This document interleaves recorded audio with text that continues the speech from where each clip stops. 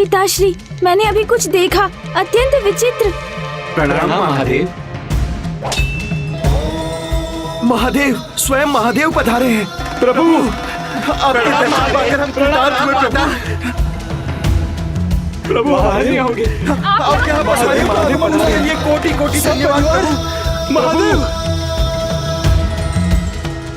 आप धन्य हैं प्रभु, आप धन्य हैं प्रभु। महाराज, महारानी, महादेव पधारे हैं, वो भी सपरिवार। सहपरिवार। शीघ्र जाकर उनके भव्य स्वागत की व्यवस्था करके उस स्थान पर पहुंचो। शीघ्र चलिए महाराज। मेरे प्रभु आए हैं। पिताश्री, मेरा एक प्रश्न है। वो प्रभु, आपके सपरिवार दर्शन पाकर हम कृतार्थ हुए। धन्य हो गए प्रभु। आप यहाँ पधारे, सपरिवार आप यहाँ पधारे। हम आपके आभारी हैं प्रभु, हम आपके आभारी हैं। धन्य हो गए प्रभु, आपके दर्शन पाकर यहाँ पधारे। धन्य हो महादेव।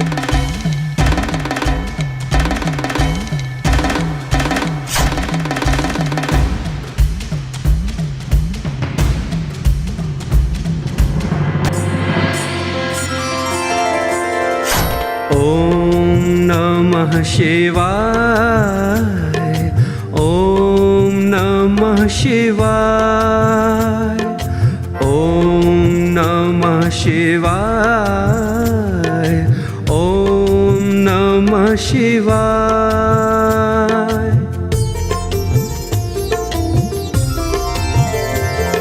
त्र्यंबकं सदाशिवं नमामि हे उमापति। जनीलकंठ जय अनंत नमोस्तुते नमोस्तुते। हो भोलेनाथ भक्तों के हो कष्टों से निवारते। ये सृष्टि सारे संकटों से शिव ही है उबारते। पिताश्री, प्रभु प्रणाम माँ, प्रणाम पिताश्री।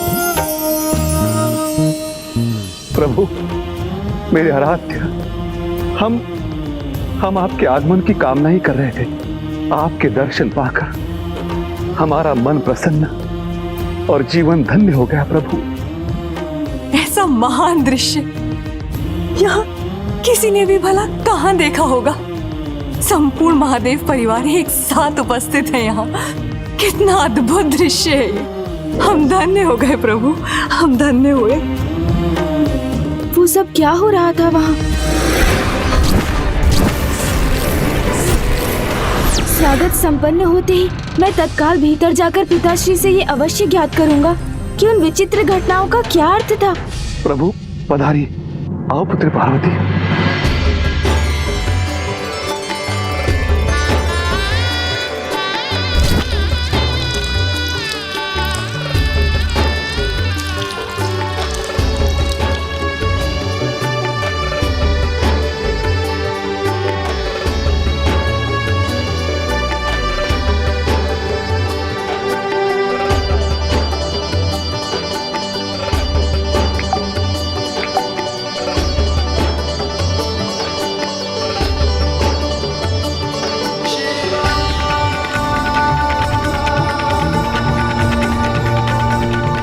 आप दोनों को आते हुए मार्ग में कोई कष्ट तो नहीं हुआ ना? और कोई तो कष्ट नहीं हुआ नानी जी, बस गणेश पीछे छूट गया था। हाँ नाना जी, वो मूषक जी हमारे थोड़े मध्यम गति से। प्रिय गणेश, हमें पूर्णतः ज्ञात है कि आपने स्वयं मार्ग में ही प्रभु के आत्मलिंग को स्थापित कर दिया था। इसी कारण आपका यह विशेष स्वागत होना चाहिए। हाँ स्वामी, सर्वथा उचित कहा आपने। गणेश का विशेष स्वागत होना चाहिए। प्रभु, मुझे कल भोर प्रथम पूज्य गणेश जी का अभिषेक करने की अनुमति दीजिए। पिताश्री, यदि गणेश हमारा पुत्र है तो वो आपका भी तो नाती है ना।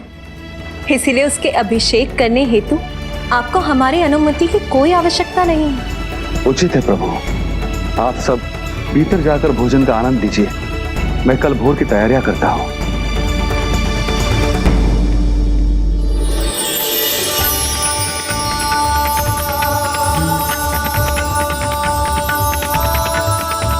पधारिए, पधारिए मेरे प्रभु। आसन ग्रहण कीजिए। मुझे अपने कक्ष में जाने के पूर्व पिताश्री से प्रश्न कर अपनी जिज्ञासा शांत कर लेनी चाहिए। पिताश्री। महादेव पुत्र गणेश, आपके अभिषेक के उपरांत मैं आपसे अवश्य संपूर्ण कथा सुनूंगा कि किस प्रकार आपने अपनी युक्तियों से लंकेश रावण को रोक दिया था। जी अवश्य नाना जी, किंतु मैं पुत्र कार्तिकेय। पुत्र गणेश, आप हैं तो एक बालक ही, किंतु कार्य इतने महान करते हैं। तो अब आप अपने कक्ष में चलकर भोजन ग्रहण कर लीजिए और कुछ समय विश्राम भी कर लीजिए। चलिए, मैं आपको आपका कक्ष दिखा देती हूँ, आइए। अवश्य नानी माँ, किंतु सर्वप्रथम मुझे पिताश्री से कुछ पूछना है। नहीं नहीं पुत्र गणेश, आप बहुत दीर्घ अवधि से यात्रा कर रहे हैं। सर्वप्रथम आपको विश्राम करना चाहिए और उसके उपरांत ही आप अपने पिताश्री से मिलकर अपनी सारी जिज्ञासाएं शांत कर लीजिएगा। अर्थात भवन में आकर भी मैं अभी पिताश्री से अपने प्रश्न नहीं कर पाऊंगा। अब मुझे भोर की प्रतीक्षा करनी होगी। चलिए।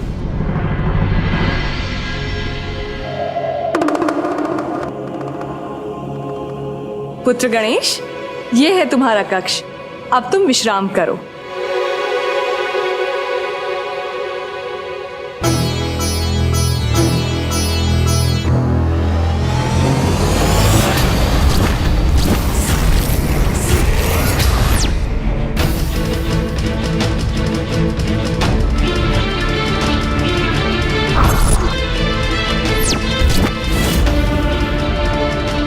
मेरी जिज्ञासा मुझे अत्यंत विचलित कर रही है। जब तक मुझे उन अस्तित्वों का रहस्य ज्ञात नहीं होता, मैं भला कैसे विश्राम कर सकता हूँ।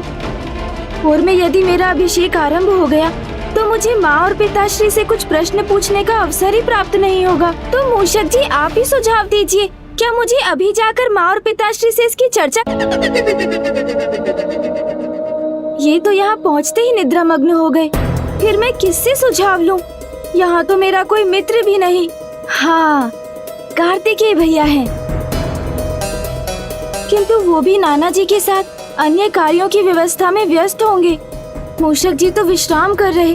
कितना उत्तम होता यदि मेरा कोई ऐसा मित्र होता जिससे मैं वार्तालाप कर पाता और जो मेरी इस जिज्ञासा को शांत कर पाता।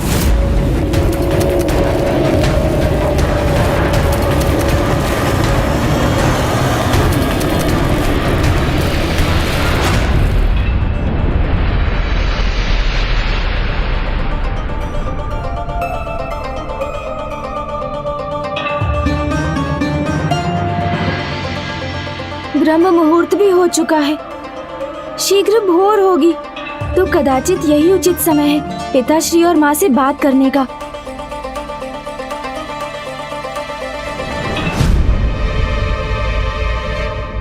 माँ, प्रणाम माँ, मुझे आपसे कुछ ज्ञात करना है। अभी नहीं पुत्र, तुम्हारे मन में जो भी शंका है तुम उस प्रश्न का उत्तर अपने पिताश्री से ज्ञात क्यों नहीं कर लेते। मुझे अभी अत्यंत आवश्यक कार्य से यहाँ से जाना है पुत्र। मैं जहाँ जा रही हूँ वहाँ से अत्यंत शीघ्र लौट जाऊंगी। मेरे विषय में यदि तुमसे कोई भी प्रश्न करे तो तुम इससे अतिरिक्त और उसे कुछ भी मत कहना पुत्र। माँ, आज के पूर्व तो मैंने माँ को इस प्रकार कहीं जाते नहीं देखा, तो फिर आज ब्रह्म मुहूर्त में वो कहाँ चली गईं? और क्यों? सब कुछ विचित्र ही क्यों घटित हो रहा है यहाँ? अब ये तो एक नवीन जिज्ञासा है, किंतु मैं पिताश्री से पूछकर सर्वप्रथम अपनी पूर्व की जिज्ञासाएं तो शांत कर लूं।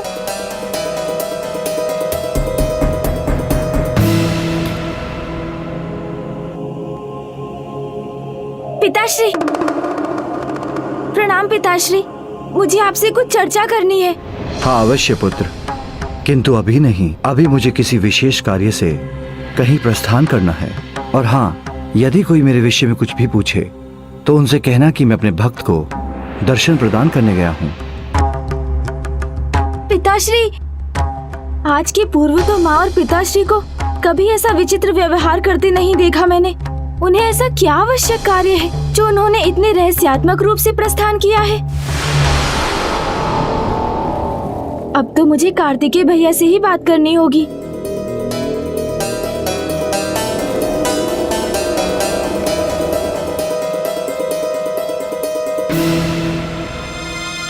मुझे ये ज्ञात था कि अवश्य भैया कार्तिकेय और नाना जी राजभवन की सुरक्षा एवं अन्य व्यवस्था पर ही चर्चा कर रहे होंगे।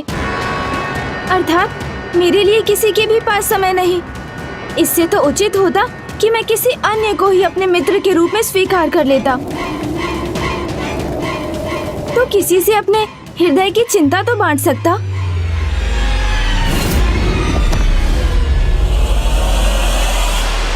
मित्र,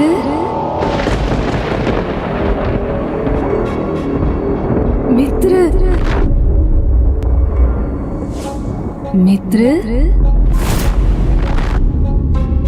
मित्र,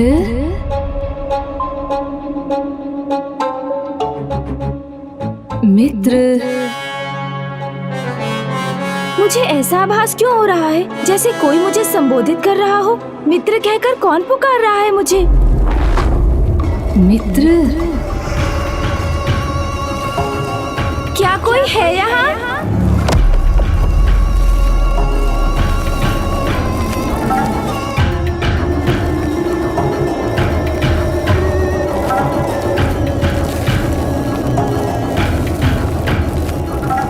ये मेरा भ्रम तो नहीं, किसी का स्वर तो मैंने अवश्य सुना था, किंतु यहाँ तो कोई भी दिखाई नहीं दे रहा है।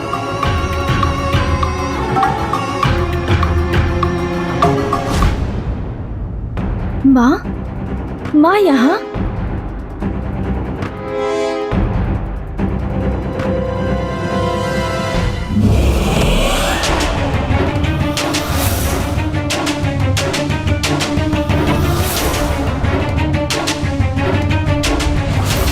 ये तो वही पुरुष है जो उस मदिरा के व्यसन से ग्रसित नवयुवक और उसकी माँ के साथ था वहाँ।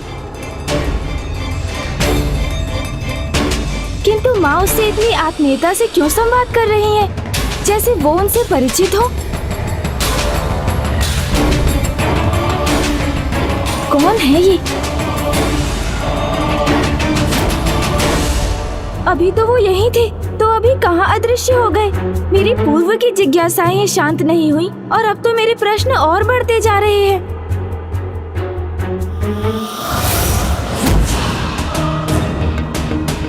और अब पिताश्री यहाँ क्या कर रहे हैं? देखने से तो प्रभु के भक्त जैसे हैं, किंतु कौन है ये?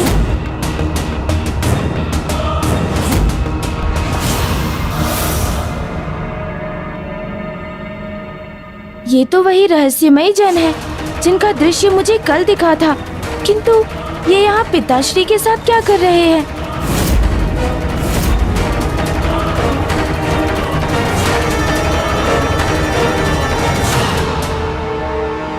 ये कैसा विचित्र घटनाक्रम है।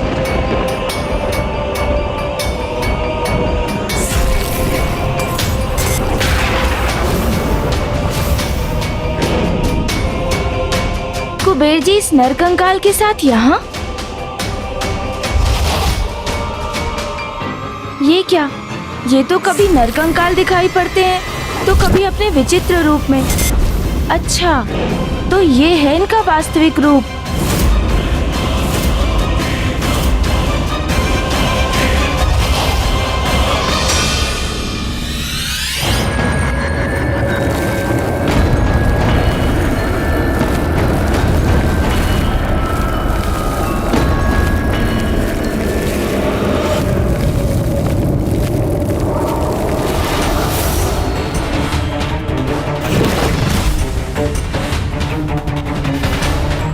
कुबेर जी, किंतु ये इस कंकाल के समक्ष ऐसी क्या विनती कर रहे हैं? कदाचित इनसे ही मुझे अपने समस्त प्रश्नों के उत्तर प्राप्त हो जाएं।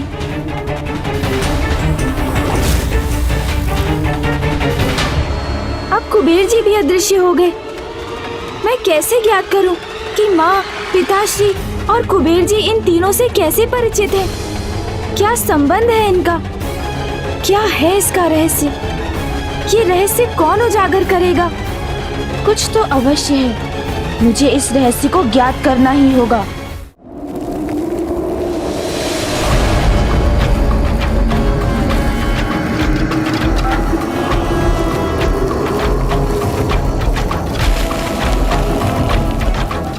मित्र,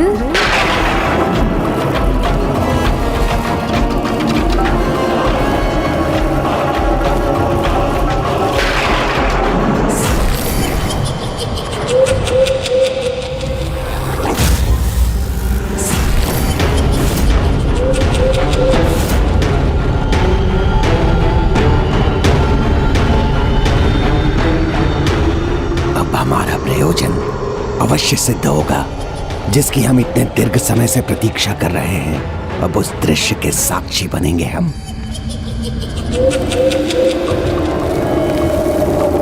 मित्र, पुनः ये स्वर कहाँ से आ रहा है? अवश्य इस गुफा के भीतर कुछ है जो मुझे अपनी ओर खींचने का प्रयास कर रहा है।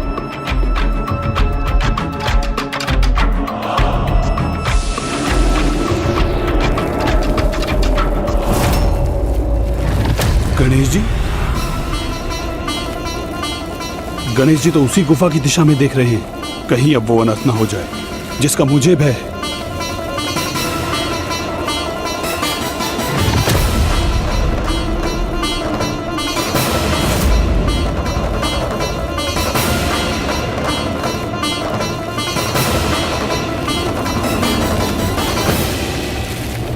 वो ध्वनि अवश्य इसी गुफा से आई थी।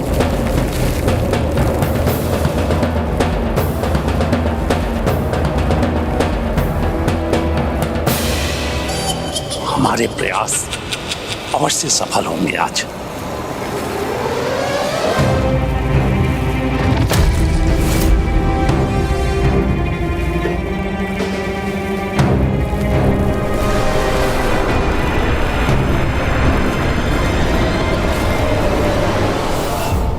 नहीं नहीं, ये नहीं हो सकता, ये नहीं होना चाहिए। विनाशकारी होगा ये, मुझे इसे रोकना होगा।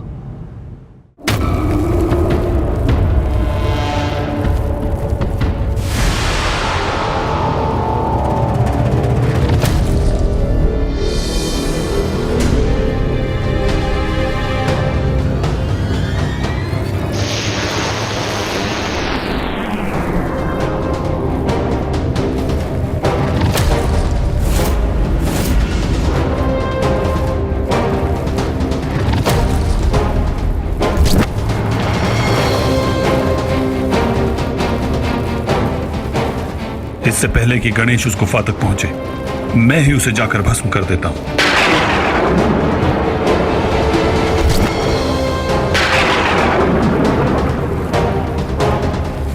गणेश,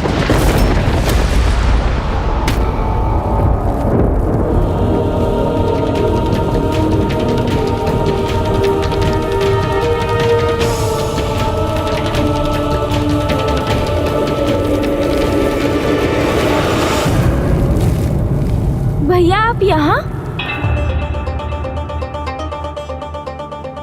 अनुज, गणेश, तुम यहाँ क्या कर रहे हो? सभी तुम्हें वहां ढूंढ रहे हैं। तुम्हारे अभिषेक का समय हो गया है। भैया मुझे तो ज्ञात ही नहीं हुआ कि सूर्योदय हो चुका है। ठीक है, कोई बात नहीं, किंतु अब विलंब मत करो। चलो शीघ्र चलो, आओ। किंतु भैया मुझे आपको कुछ बताना है। अभी नहीं अनुज, गणेश, इस समय यदि तुम वार्तालाप में व्यस्त हो गए ना तो हमें अत्यधिक विलंब हो जाएगा। और वैसे भी माँ के आदेशानुसार मुझे पहले कुछ सामग्रियां एकत्रित करनी है और तुम्हें शीघ्र वहां पहुंचना है। चलो। उचित है भैया, किंतु मेरे अभिषेक के उपरांत तो आप मेरी बात सुनकर मेरी जिज्ञासा शांत करेंगे ना? अवश्य।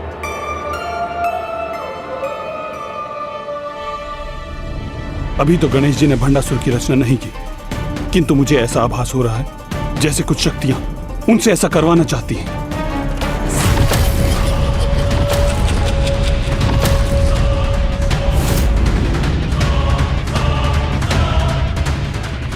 अर्थात अब हमें कुछ और समय के लिए उनकी प्रतीक्षा करनी होगी।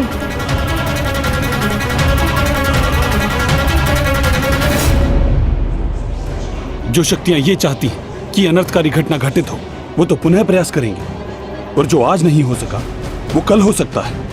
इस संकट को प्रलय में परिवर्तित होने के पूर्व मुझे ही कुछ करना होगा।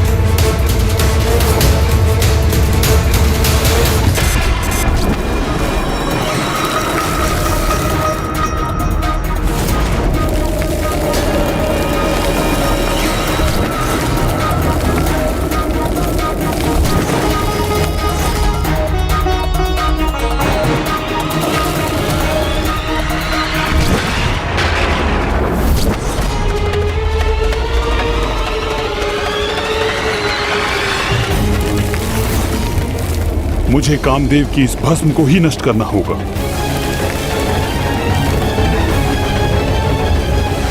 जब सब कुछ नष्ट हो जाता है तब मात्र भस्म ही शेष रह जाती है, किंतु उसे नष्ट करने का भला क्या उपाय हो सकता है?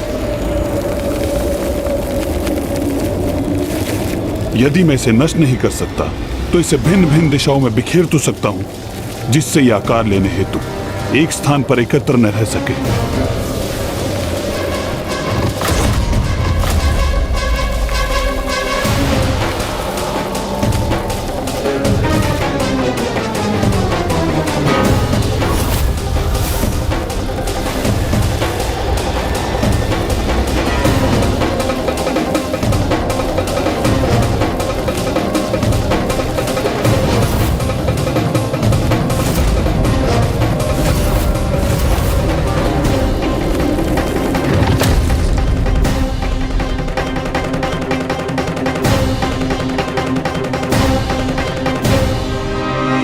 इन्हीं भस्म से भंडासुर का जन्म होने वाला है और इस समय इसे रोकने के लिए मेरे पास मात्र एक ही उपाय है कि मैं इन भस्मों को यहाँ वहां बिखेर दूं, ताकि ये भस्म गणेश जी तक पहुंच ही ना सके।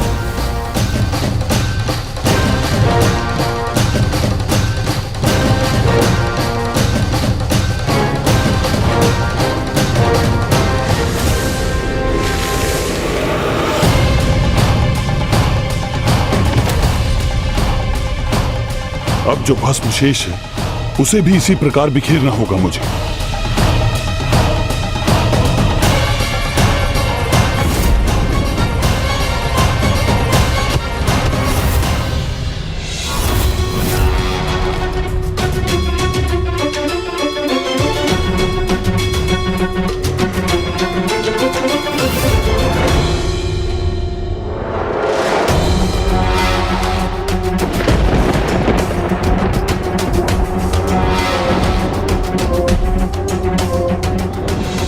शेष भस्म वो यहां से कहां चली गई?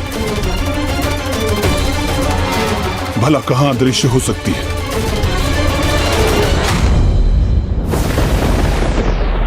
ओह, उस शिला के पीछे मुझसे स्वयं को छुपाने का प्रयास कर रही है, किंतु मैं इसे यहां नहीं रहने दूंगा।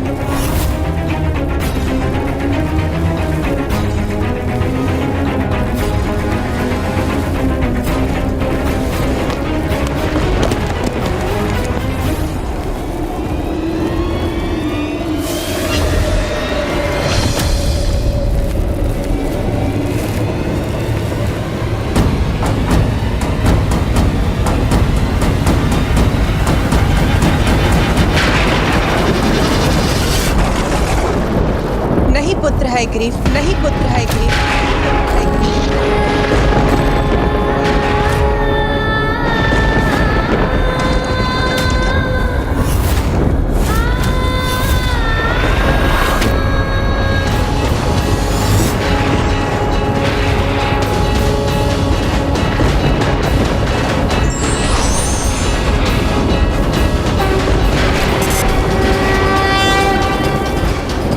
प्रकृति में यदि बुराई जन्म लेती है तो उसके साथ अच्छाई का जन्म भी अवश्य होता है। ये तो प्रकृति के विनाश और सृजन और पुनः विनाश के चक्र का ही भाग है। इसी के कारण अनेकों अधर्मियों ने जन्म लिया है, भले ही वो ताड़कासुर या हिरण्यकश्यप। उन्हें उनके जन्म के पूर्व नष्ट नहीं किया गया पुत्र। किसी भी व्यक्ति के पापों की गागर भरने के पूर्व उसे दंड नहीं दिया जाता। इसीलिए तुम प्रकृति के कार्य में बाधा मत डालो पुत्र।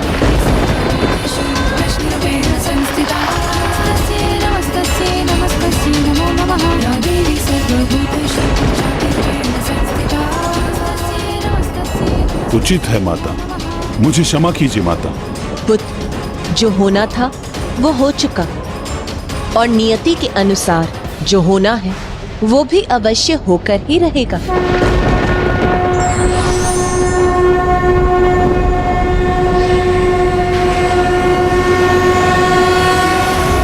भव्य तो होगा ही। हाँ हाँ, कितना अद्भुत आयोजन है। हाँ हाँ, भव्य तो होगा ही।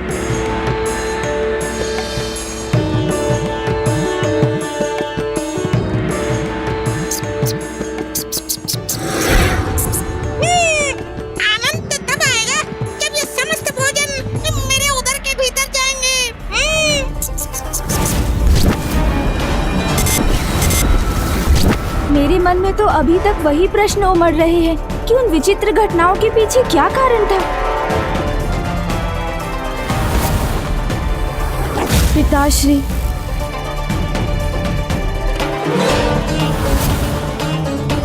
और माँ के अत्यंत विचित्र व्यवहार का क्या रहस्य है? कब आरंभ होगी अभिषेक की ये विधि, जिस विधि के संपन्न होने पर ही मैं अपने प्रश्नों के उत्तर प्राप्त कर सकूंगा।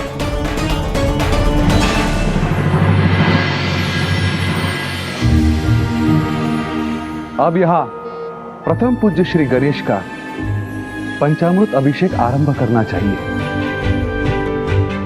ये समस्त आयोजन प्रथम पूज्य श्री गणेश को बधाई और हमारी ओर से इनका आभार व्यक्त करने स्वरूप किया गया है, क्योंकि इन्होंने दशानन रावण द्वारा प्रभु महादेव के आत्मलिंग को लंका ले जाने से रोककर इस समस्त संसार पर आने वाले घोर अनिष्ट को सुरक्षित कर दिया है। ऐसा महान कार्य किया है इन्होंने। अभिषेक की ये सुंदर विधि तो गणेश जी के माता द्वारा ही आरंभ होनी चाहिए। पुत्री पार्वती,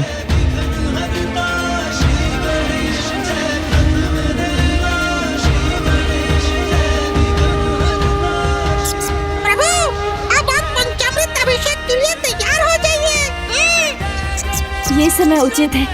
अब मैं माँ से अपने प्रश्नों का उत्तर भी जान सकता हूँ। माँ, मुझे आपसे कुछ कहना है। पुत्र, मुझे ज्ञात है तुम्हारे मन में तो सदा भांति भांति के प्रश्न उत्पन्न होते रहते हैं, किंतु ये प्रश्न और उत्तर में उलझने का समय नहीं है पुत्र। एक बार अभिषेक संपन्न हो जाए, उसके पश्चात हम अवश्य वार्तालाप करेंगे।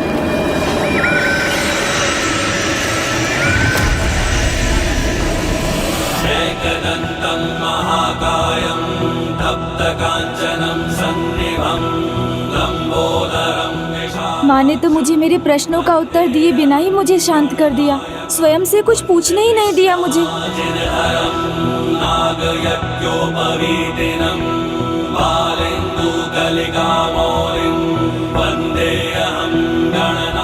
आइए देवी मैना, अपने सर्वाधिक प्रिय नाती का आप दही से अभिषेक कीजिए। सूर्य कोटि समप्रभा निर्विघ्नं कुरु मे देव सर्व कार्येषु सर्वदा।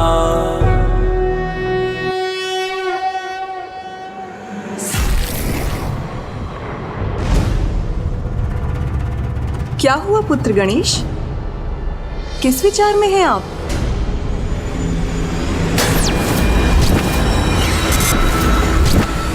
मैंने उन तीनों को राजभवन के निकट ही देखा था, तो नानी माँ को अवश्य उन तीनों के बारे में ज्ञात होगा, तो क्यों ना मैं इन्हीं से पूछकर देख लूं। नानी जी, कल अकस्मात ही कुछ विचित्र घटना घटी, जिसके विषय में मैं आपसे ये पूछना चाहता था कि आप सदैव विचित्र प्रश्न करते हैं, किंतु इस समय आप इन संशय और प्रश्नों से ध्यान हटाइए और इस विशेष अभिषेक की विधि का आनंद लीजिए।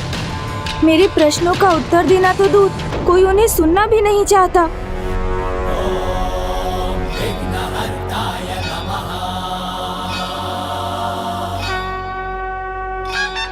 प्रभु, अब आप गणेश का ग्रीस से अभिषेक कीजिए। नहीं महाराज हिमावन, आप उसके नाना जी हैं, इसलिए मुझसे पूर्व तो आपके द्वारा ही उसका अभिषेक सर्वथा उचित है।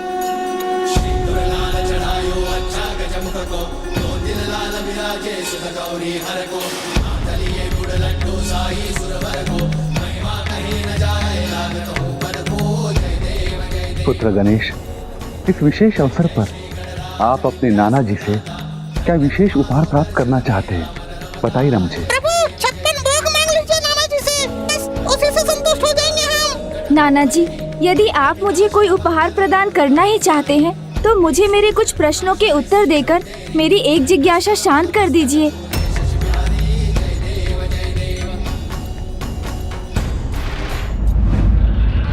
आप अपने समस्त प्रश्नों का उत्तर ढूंढने में स्वयं सक्षम है। आप केवल मुझे इतना बताइए कि मैं आपको उपहार स्वरूप क्या दे सकता हूँ। किंतु नाना जी, अभी तत्काल बताने की कोई आवश्यकता नहीं है। आप इस अभिषेक के उपरांत भी मुझे बता सकते हैं।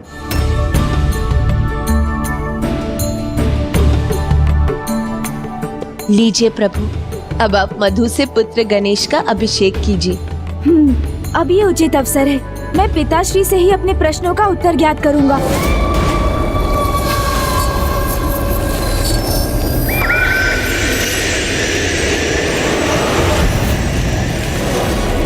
पिताश्री, मुझे आपसे कुछ। पुत्र, तुम्हारे नाना जी ने और तुम्हारी नानी माँ ने अपार स्नेह से तुम्हारे इस पंचामृत अभिषेक की व्यवस्था की है, इसलिए अन्य कुछ नहीं, मात्र अपने अभिषेक का आनंद लो।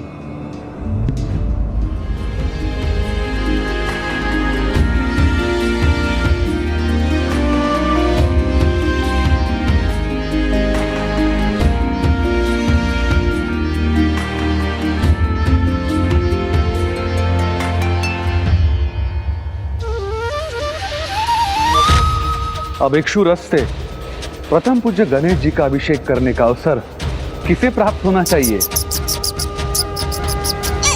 मुझे नाना जी।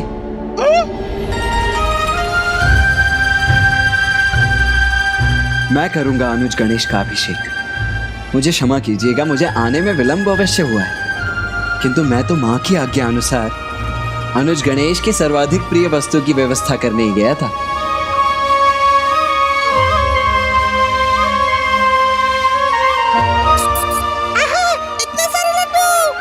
लड्डू नहीं, आज तो मुझे उत्तर चाहिए जो मुझे कोई भी नहीं दे रहा है।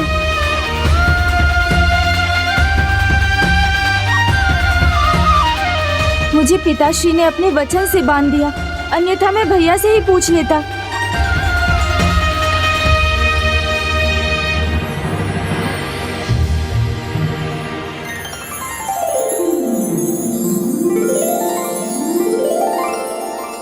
अब हमें अभिषेक की शेष विधि संपन्न करनी चाहिए।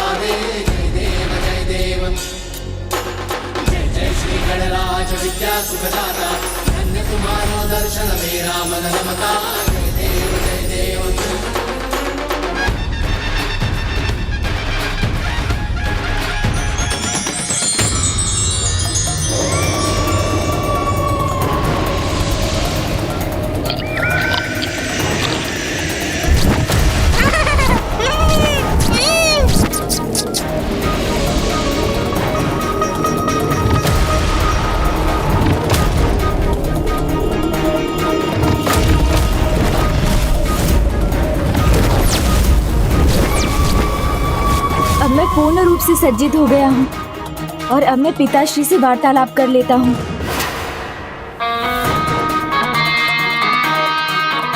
मेरे अभिषेक की संपूर्ण विधि संपन्न हुई और अब मैं किसी से भी अपने प्रश्नों के उत्तर ज्ञात करने के लिए पूर्ण रूप से मुक्त हो गया हूँ।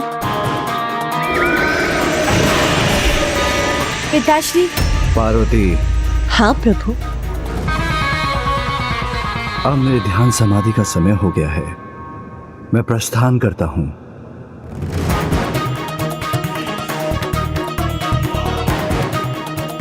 कोई बात नहीं, पिताश्री से नहीं तो मैं माँ से ही ज्ञात कर लेता हूँ। माँ, मैं बहुत अधिक समय से आपकी प्रतीक्षा कर रहा हूँ। मुझे कुछ अति आवश्यक संवाद करना है आपसे। गौरी पुत्र, आप हमें भी तो अपनी माता के साथ कुछ समय व्यतीत करने का अवसर दीजिए। हाँ पुत्र, एक माँ का भी तो अपनी पुत्री के इस समय पर अधिकार है। मुझे भी उसका कुशल मंगल ज्ञात करने का अवसर प्रदान होना चाहिए, है ना? चलो पुत्री।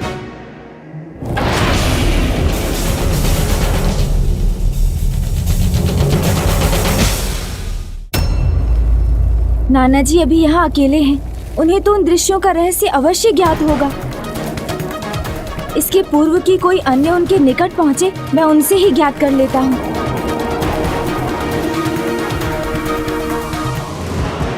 कहाँ चल दिया अनुज गणेश? अरे नाना जी के निकट भैया, और कहाँ? भूल गए अनुज गणेश, मैंने पूर्व में ही कह दिया था कि इस बार नाना जी और नानी जी का संपूर्ण स्नेह और समय केवल तुम पर ही केंद्रित नहीं रहेगा। नाना जी, वो कल रात्रि में हमारी वो वाली चर्चा अधूरी रह गई थी ना?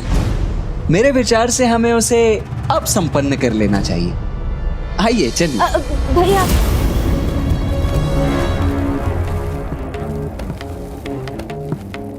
मूषक जी मेरे सखा एवं सेवक दोनों हैं, किंतु वो भी पुनः निद्रा में मग्न हो गए। फिर वही हो रहा है जो कल रात्रि में घटित हो रहा था। मुझे तो पूर्व में ही समझ जाना चाहिए था कि अभिषेक के उपरांत भी किसी के भी पास मेरे लिए तनिक भी समय नहीं होगा। माँ से वार्तालाप करने के लिए नानी जी हैं, पिताश्री एवं भैया से वार्तालाप करने के लिए नाना जी हैं, किंतु मेरे मन की बात समझने वाला कोई नहीं है। कोई मेरा मित्र भी तो नहीं है जिससे मैं अपने हृदय की बात कह सकता। कितना अच्छा होता जो मेरा भी कोई मित्र होता जिससे मैं अपने प्रश्न पूछ सकता। कितना एकाकी हूँ मैं।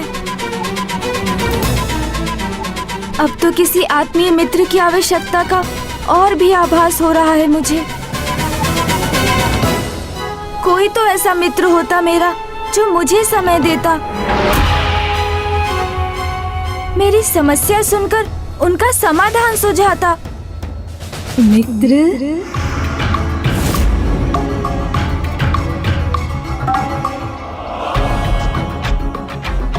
मुझे भ्रम हो रहा है अथवा वास्तव में भस्म ही मुख का आकार लेकर मुझे पुकार रही है। मित्र, मित्र,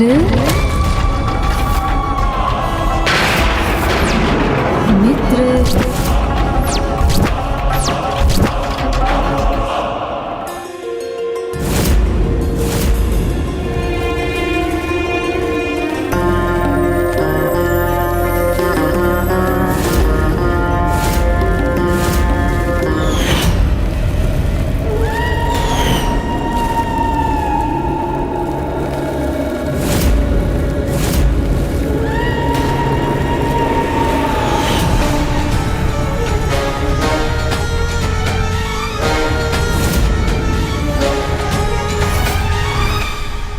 ये विचित्र भस्म अब किस दिशा में गतिशील है और क्यों?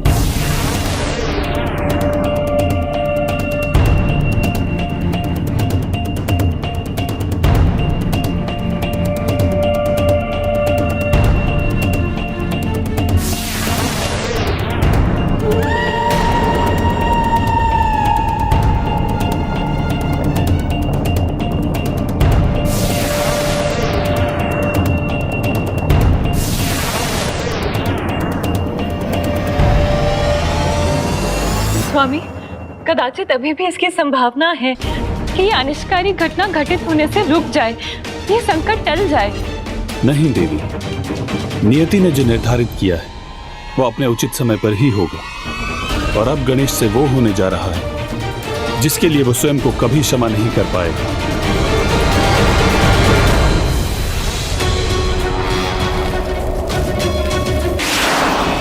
विघ्नहर्ता गणेश अब वो होने जा रहा है जिसके लिए वो स्वयं को कभी क्षमा नहीं कर पाएगा।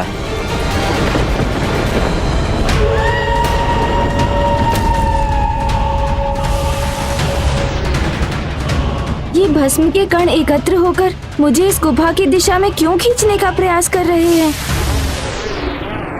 और ये तो वही गुफा है जिससे भोर में भी ध्वनि उत्पन्न हुई थी।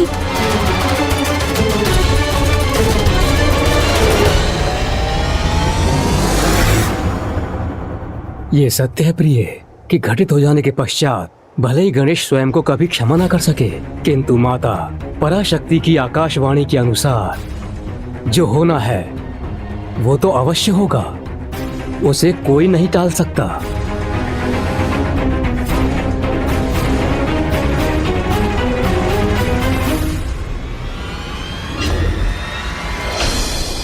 यहाँ तो कोई भी नहीं।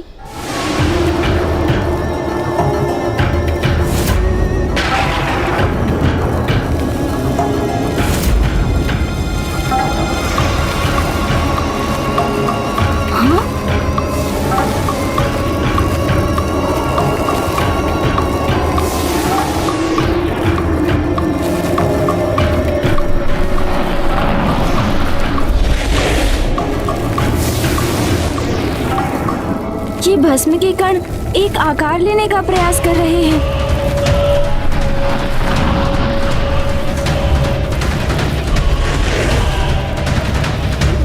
क्या है ये और मुझे यहाँ क्यों बुलाया है इसने?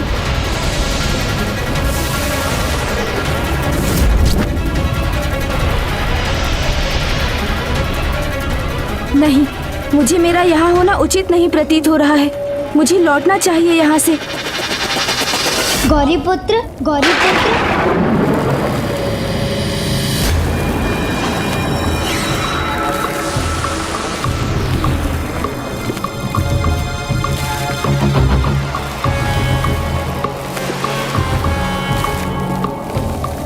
अनेक वर्षों से जो यहाँ आपकी प्रतीक्षा कर रहा है वो हूँ मैं। आपके समान मैं भी अकेला हूँ, जिसके पास ना कोई आता है न जिससे कोई कुछ कहता सुनता है। क्यों? मैं सत्य ही कह रहा हूँ ना मित्र। अकेलेपन का आभास तो अवश्य हो रहा है मुझे, किंतु मुझसे ये कहने का इसका क्या प्रयोजन है? गौरीपुत्र, मेरे कण आपके चारों ओर थे, इसलिए मुझे ज्ञात है कि आपको तो सभी ने अकेला छोड़ दिया है। पिता ध्यान में लीन हो गए। अब मेरे ध्यान समाधि का समय हो गया है, मैं प्रस्थान करता हूँ। माँ अन्य स्त्रियों के साथ व्यस्त हो गई और आपके भ्राता और आपके नाना जी ने भी आपके जिज्ञासा पर ध्यान नहीं दिया। आपकी चिंता आपके विचारों को सुनने से अस्वीकार कर दिया। शेष है मूषक जी, वो तो भोजन और निद्रा में व्यस्त रहते हैं। जानता हूँ, सब जानता हूँ मैं। कितना दुख हुआ आपको जब इतने प्रयासों के बाद भी किसी ने आपकी एक ना सुनी। ये भी ज्ञात है मुझे, और उससे भी रोचक बात है कि आपकी भी वैसी अवस्था है जैसे आपकी माता की थी जब उन्होंने आपकी रचना की थी।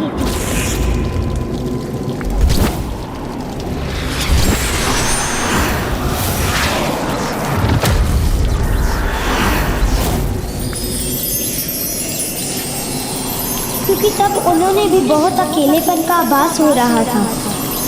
उस समय उन्होंने आपको ही उत्पन्न किया। तो अब आप मेरी रचना कीजिए, चिंता मत कीजिए।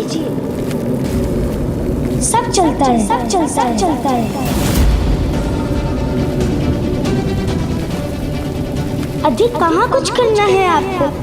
मैं स्वयं कोई आकार लेने में असमर्थ हूँ। तो मित्र गौरीपुत्र, मुझे एक आकार लेने मात्र में मेरी सहायता कीजिए आप। मित्र की आवश्यकता तो है मुझे, किंतु इस प्रकार इस अज्ञात भस्म को आकार देना क्या ये उचित होगा? किस दुविधा में डूब गए हैं आप मित्र? जिस प्रकार आपकी माता ने आपको रचा, उस प्रकार आप मुझे रच दीजिए। माँ तो जगत माता है, वो जो भी करती है उसमें तो सदैव जगत कल्याण ही निहित होता है। किंतु मैं प्रकृति के नियमों के विरुद्ध कैसे जा सकता हूँ? यदि आपकी रचना नियमों की विरुद्ध नहीं थी तो मेरा उत्पन्न होना भी नहीं होगा। इसलिए इतना विचार मत कीजिए, बस कर्म कीजिए, मुझे आकार दीजिए।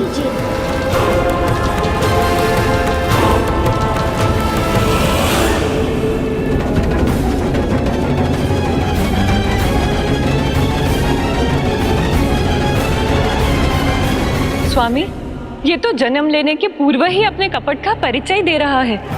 गौरी पुत्र प्रथम पूज्य गणेश को उनकी दुर्बलता का आभास दिलाकर उनके लाभ उठाने का प्रयास कर रहा है, और साथ ही वो सब चलता है कि भाव को भी आरंभ कर रहा है। ये सब चलता है का भाव संसार में अनेक समस्याओं को जन्म देता है, और दुर्भाग्यवश ये संसार एक बहुत बड़े संकट का साक्षी बनेगा, वो भी स्वयं विघ्नहर्ता गणेश के हाथों।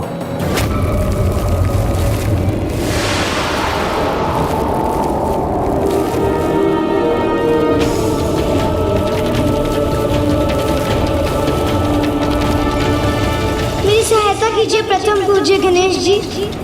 आपको मेरी आवश्यकता हो अथवा नहीं, किंतु मुझे आपकी सहायता की आवश्यकता है।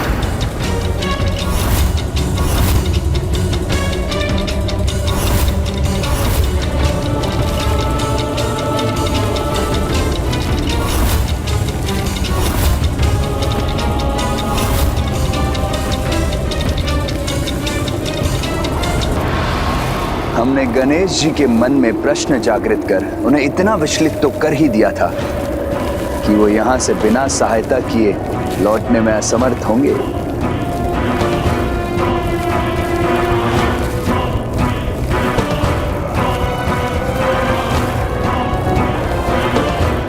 शीघ्र कीजिए गणेश जी, आपको जो भी करना है शीघ्र कीजिए।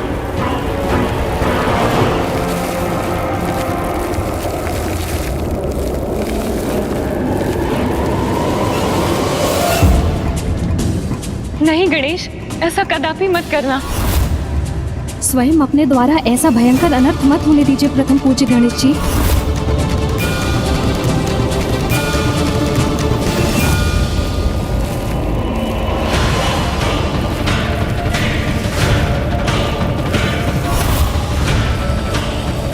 किसी की सहायता करने के लिए इतना विचार करने की क्या आवश्यकता है मित्र? किसी का सहायक बनने में तो सब चलता है, सब चलता है।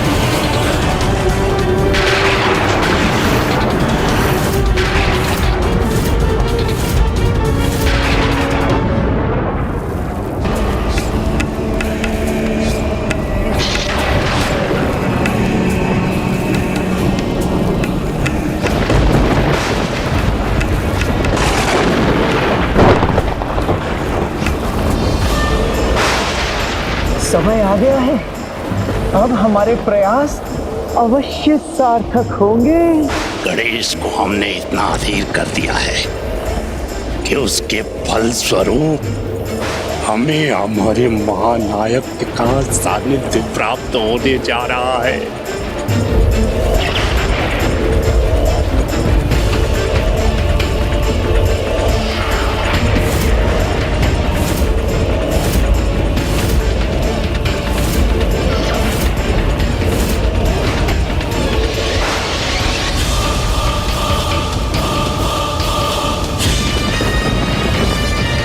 मेरे समक्ष ये जो घटित हो रहा है वो सृष्टि के संकट का कारण बनेगा, किंतु माता ने कहा था जो होना था वो हो चुका, और नियति के अनुसार जो होना है वो भी अवश्य होकर ही रहेगा।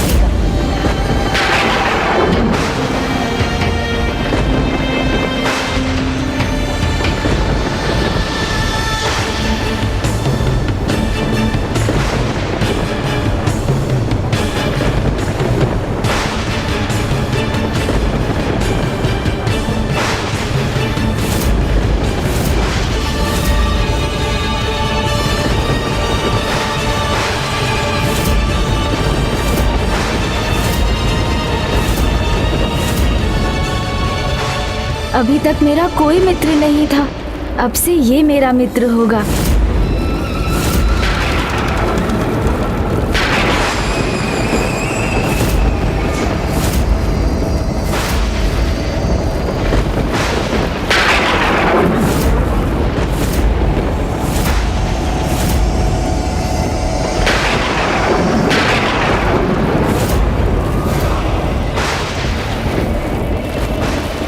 ऐसे निहारते ही रहेंगे अथवा मुझ में प्राण भी समाहित करेंगे। आप मात्र मेरे मित्र नहीं, मेरे रचयिता हैं, मेरे जन्मदाता हैं। हे महान प्रथम पूज्य गणेश जी, तो प्रतीक्षा मत कीजिए, शीघ्र इस कार्य को संपन्न कीजिए।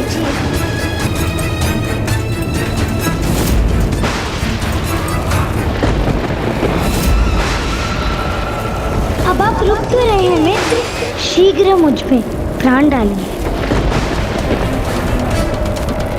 तो मात्र प्राण ही देना शेष है, शीघ्र कीजिए ना गणेश जी। हाँ हाँ शीघ्र कीजिए। और विलंब उचित नहीं है, शीघ्र कीजिए। नहीं गणेश, ऐसा कदापि मत करना। ये अनर्थ मत कीजिए पार्वती नंदन। क्या ये उचित होगा? संकोच का स्थान नहीं है। अब अपनी रचना को शीघ्र प्राण दीजिए गणेश जी, और फिर आपको एक मित्र भी प्राप्त होगा।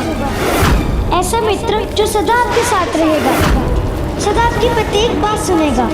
अन्य सभी के समान मैं कभी अनसुना नहीं करूंगा। तो मुझे प्राण दीजिए गणेश जी, अब इतना भी मत सोचिए। सब चलता है, सब चलता है, चलता है। जो अपनी रचना होने के पूर्व ही अपना कार्य संपन्न करने की धूर्ता भरी युक्तियां जानता हो, वो भविष्य में और क्या क्या नहीं करेगा।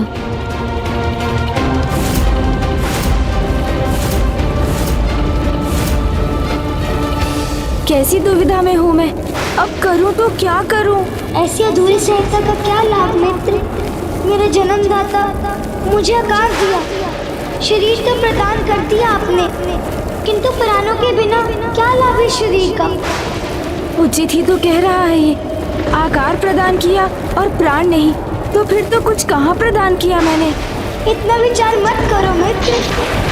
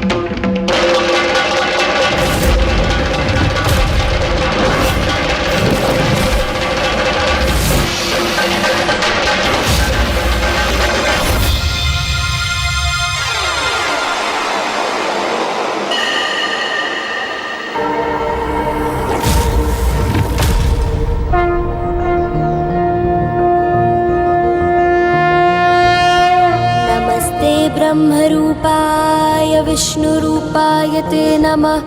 नमस्ते रुद्ररूपाय करिरूपाय ते नमः।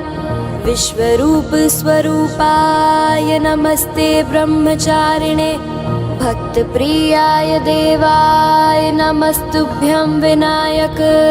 ओम सिद्धि बुद्धि सहिताय महागणपतये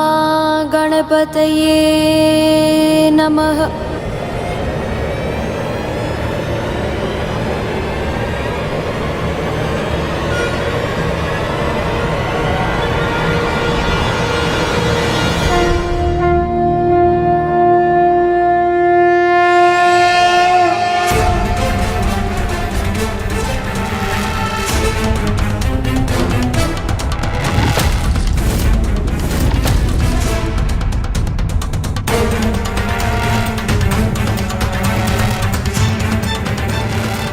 आपको कोटि कोटि धन्यवाद मेरे मित्र, मेरे जन्मदाता। आपने मुझे शरीर दिया, प्राण दिए, तो अब एक नाम भी दे ही दीजिए। नाम? काम, क्रोध, मोह, मद और मात्सर्य जैसे विकारों को जो अपना गुण मानेगा, जो शास्त्रों से विपरीत चलेगा, जो धर्म के भी विरुद्ध होगा और जो सत्कर्मों से जिसे घृणा होगी, जो क्रूरता से आनंदित होगा, जिसके लिए अन्य जीवों को प्रताड़ित करना सब चलता है ही होगा, जो ऐसे पाप, कुकर्म और अत्याचार करेगा, जो सृष्टि की कल्पना से भी परे है, जो महाअधर्मी असुर, धर्म और सदाचार का अभिशाप बनेगा। भंड, भंड।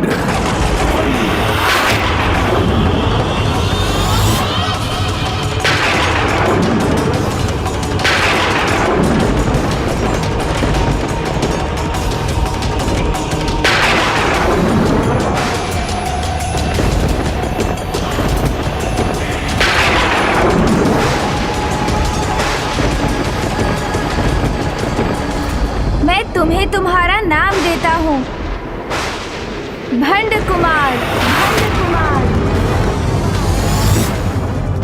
भंड कुमार,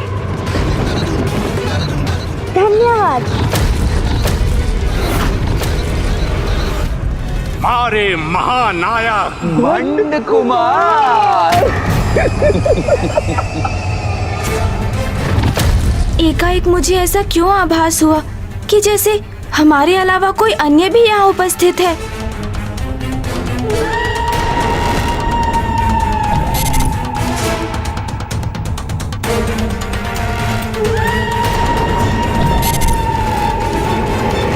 मैं तुम्हें तुम्हारा नाम देता हूँ, भंड कुमार, भंड कुमार,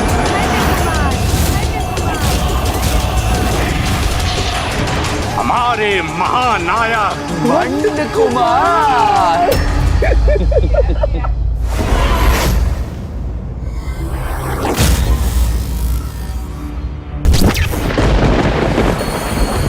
ये किसका स्वर था? कोई अन्य भी है क्या यहाँ? क्या तुम्हें भी कोई स्वर सुनाई दिया मित्र? किसी को देखा तुमने? नहीं मित्र, न मैंने कुछ सुना न मैंने कुछ देखा। और अभी आपके द्वारा यही तो उत्पन्न हुआ हूँ मैं। संसार के भिन्न स्वर और दृश्य मैं तभी पहचान सकूंगा जब उन्हें देखने और सुनने में आप मेरी सहायता करेंगे। नहीं, तुम्हारे शरीर की रचना कर तुम्हें प्राण भी दिए हैं मैंने, तो अब अन्य जीवों के समान स्वयं संसार को देख समझकर अपने अनुभवों के आधार पर अपने व्यक्तित्व का निर्माण करना होगा। गणेश जी की सहायता के बिना तो मैं एक सामान्य जीव बन के ही रह जाऊंगा। उनके सम्मान मुझे शक्तियाँ कैसे प्राप्त हो पाएंगी? नहीं मित्र, कुछ समय तो आपको मेरे साथ चलना ही होगा। मुझे जीवन दिया है आपने, इसलिए मेरा मार्गदर्शन तो आपका ही उत्तरदायित्व है। आप मेरे कर्ता धर्ता हैं, मेरे ईश्वर हैं। नहीं, मैं तो तुम्हारा मित्र ही हूँ, इसीलिए मुझे मित्र ही पुकारो। एक मित्र का साथ पाने के लिए ही तो मैंने तुम्हारा सृजन किया। क्योंकि किसी के पास भी मुझसे बात कर मेरी जिज्ञासा शांत करने का समय ही नहीं था। मैं तो आपके प्रत्येक बात सुनना चाहता हूँ, किंतु ज्ञात नहीं आप ही मेरा साथ क्यों ठुकरा रहे हैं। मित्र भी कहते हैं मुझे और मेरे साथ भी चलना नहीं चाहते हैं। चलिए ना, अपने सबोध मित्र के साथ चलकर मुझे संसार से इतना तो परिचय करा दीजिए जिससे मुझ में जीवन जीने का विश्वास जागृत हो सके।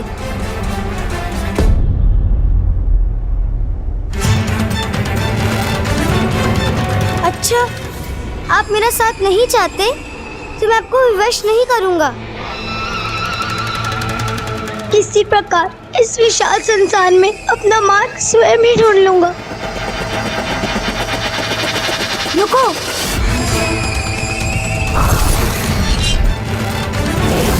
मित्र, निराश मत हो मित्र।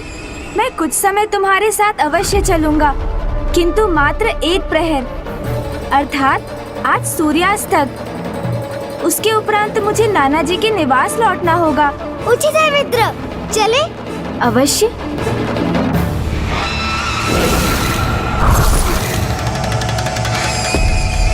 आपसे शरीर प्राप्त किया, फिर जीवन भी प्राप्त किया, किंतु अभी तो बहुत कुछ शेष है। सर्वशक्तिमान जो बनना है मुझे, इसलिए जब तक आपसे अनेकों शक्तियां नहीं प्राप्त करूंगा, आपसे विलंब कैसे हो सकता हूँ। अब मित्रता का इतना लाभ उठाना तो चलता है ना।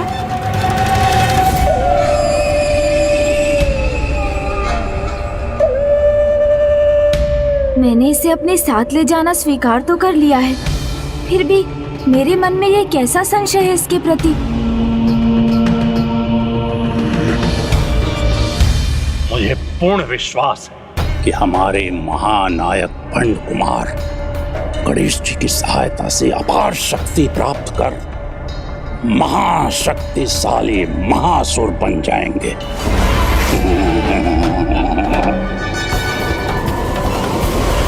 सब कुछ ज्ञात होने पर भी कैसा अबोध होने का ढोंग कर रहा है कुटिल भंड कुमार।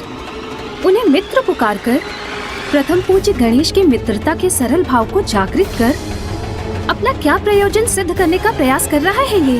देवी, पथभ्रष्ट संतान अधिक समय तक अपने माता पिता का अनुचित लाभ नहीं उठा सकती, क्योंकि एक समय ऐसा आता है जब स्वयं एक पिता भी अपनी भटकी हुई संतान की सहायता करने से अस्वीकार कर देता है, ताकि वो संतान भी अपने जीवन के कठिन अनुभवों से सीख प्राप्त कर उचित मार्ग पर लौट सके। गणेश अपनी रचना के प्रति माता पिता का ही दायित्व निभा रहा है, किंतु ये भंड कुमार गणेश जी का अनुचित लाभ तभी तक उठा सकेगा जब तक गणेश उसकी वास्तविकता समझकर उसकी सहायता करने से अस्वीकार नहीं कर देता। और स्वयं भगवान द्वारा ऐसा करने का एकमात्र परिणाम हो सकता है एक बहुत बड़ी सीख का सामना करना। पर उचित तो यही होगा कि गणेश की सीख से भंड कुमार अपनी मूल प्रवृत्ति में परिवर्तन ले आए। मित्र, संसार में सर्वप्रथम हमारा परिचय देवी प्रकृति से ही होता है, जो एक माता के समान हमें अपने आंचल में आश्रय देती हैं और हमें जल, वायु, पुष्प, फल और जीवन जीने हेतु सब कुछ प्रदान कर हमारा लालन पालन करती हैं। मित्र, और इतना सब कुछ करने पर भी हमसे कभी कुछ नहीं मांगती।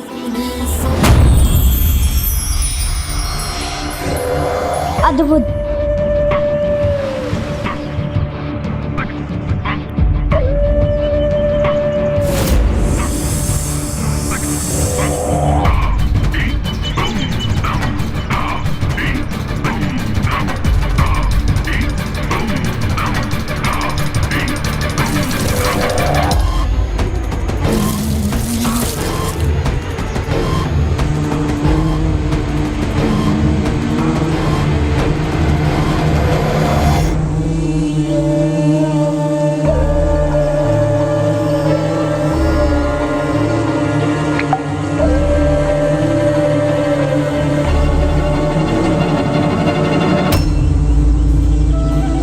देखा तुमने, तुम्हारे मुख में स्वतः प्रवेश करने वाली इस मधु की बूंद ने भी प्रमाणित कर दिया कि देवी प्रकृति बिना मांगे ही हमें सब कुछ प्रदान कर देती हैं। और उनके इस आचरण से हमें जीवन के प्रथम धर्म निस्वार्थ भाव से देने की सीख प्राप्त होती है। वो क्या है वहाँ?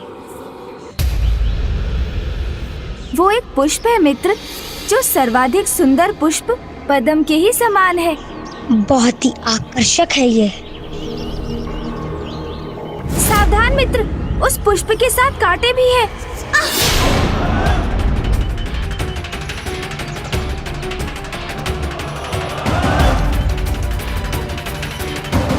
अद्भुत है ये कांटे। आकार में छोटे होने पर भी किसी को इतना बड़ा कष्ट देने में सक्षम है ये कांटे।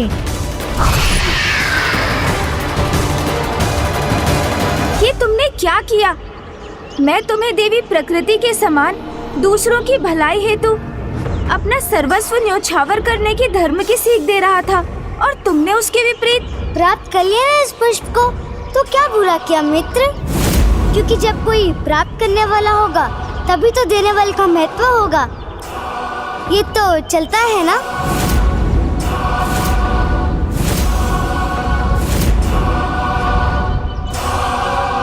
कितने अबोध हो तुम। जिसे तुम प्राप्त करना समझ रहे हो वो छीनना है, जो सर्वथा अनुचित है, क्योंकि जो स्वेच्छा से दिया जाए उसे प्राप्त करने का अधिकार तो है हमें, छीनने का नहीं। एक पुष्प स्वेच्छा से अपनी सुगंध और सौंदर्य हमारे साथ बांटता है, जिनका आनंद हम अवश्य ले सकते हैं, किंतु उस पुष्प को पौधे से विलग करने का कोई अधिकार नहीं है हमें।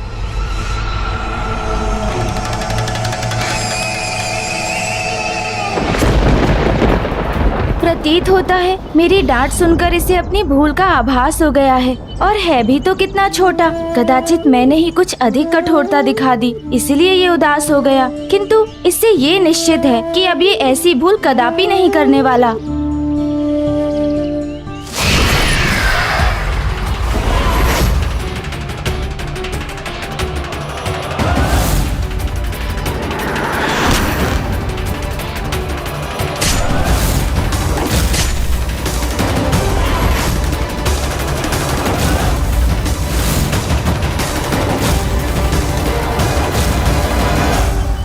क्या किया तुमने? एक कोमल पुष्प को इतना कष्ट क्यों दिया? आप ही ने तो कहा था हमें इसकी सुंदरता का आनंद लेना चाहिए। तो देखिए मैंने इसको कितना और सुंदर बना दिया।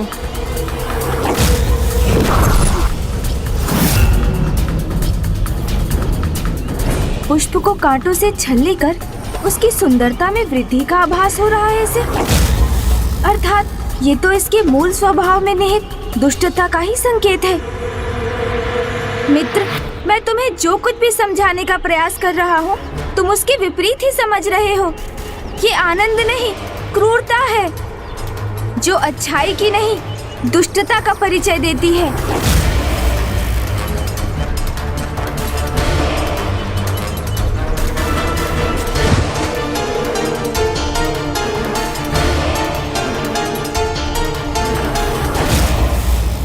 इतने तीव्र सर में उलाना क्यों दे रहे हैं मित्र, जिससे अपाट पीड़ा हो रही है मुझे। अब आप ही बताइए इसमें क्या दोष है मेरा? मेरा सृजन तो अभी अभी हुआ है ना, तो अच्छाई और बुराई का भेद ज्ञात करने का समय कहाँ मिला मुझे? अब आप जो भी सिखाएंगे मैं वही सीखूंगा। अब एक नवजात बालक से इतनी भूल तो चलती है ना। ये तो उचित कह रहा है, इसका सृजनकर्ता तो मैं ही हूँ, इसलिए इसे अच्छाई और बुराई का भेद सिखाने का कर्तव्य भी मेरा ही है।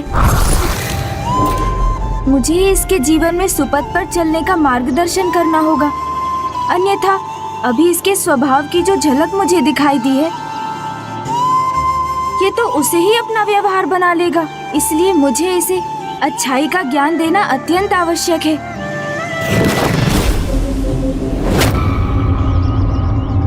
प्रथम पूज्य गणेश जी तो दुष्टता को ही अच्छाई सिखाने का प्रयास कर रहे हैं, जैसे कोई कुम्हार एक पके हुए मिट्टी के पात्र के बिगड़े हुए आकार को सुधारने का प्रयास कर रहा हो।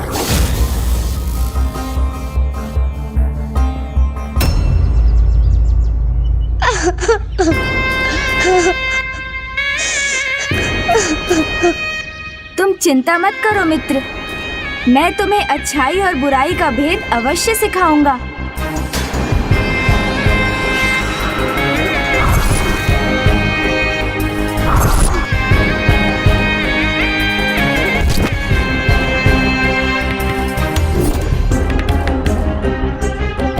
आओ मित्र, अब दुखी मत रहो, मेरे साथ चलो। अच्छा, उचित है। सर्वप्रथम अच्छाई को पहचान कर उसे अपने व्यक्तित्व और व्यवहार में आत्मसात करना सीखो। और मित्र, क्रूरता को पहचान कर उससे सदा दूर रहो, क्योंकि वो व्यक्ति के भीतर छिपी दुष्टता का ही प्रतीक है। यदि क्रूरता दुष्टता की प्रतीक है तो हम संसार के महानतम दुष्ट के अनुयायी हैं।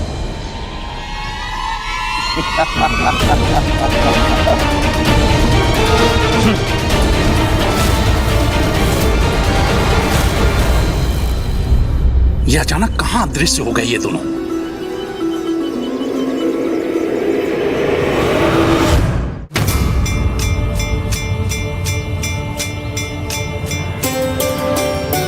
ये आप मुझे कहाँ ले आए मित्र? भूमि के उस भाग पर जहाँ भूमि देवी भोजन उत्पन्न करती हैं। यहाँ से ही तुम्हारी अच्छाई की शिक्षा आरंभ होगी। यहाँ से? यहाँ कौन सीख देगा मुझे? पंच तत्व अर्थात पृथ्वी, वायु, अग्नि, जल, आकाश, अर्थात इन्हीं पंच महाभूतों से उत्तम आचरण का ज्ञान प्राप्त कर हमें इनके गुणों को अपने जीवन में अपनाना चाहिए। और तुम्हारी प्रथम सीख तुम्हें पृथ्वी से प्राप्त होगी।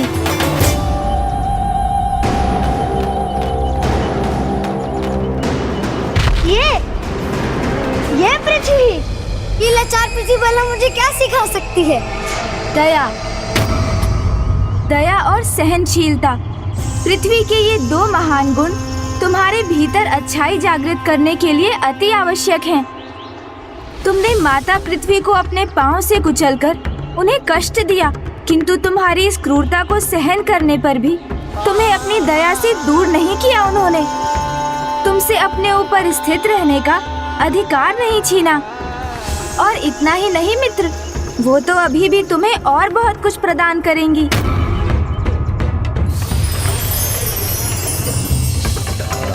ये देखो मित्र, फसल अर्थात भोजन। माता पृथ्वी सदैव अपने धर्म का पालन करती हैं।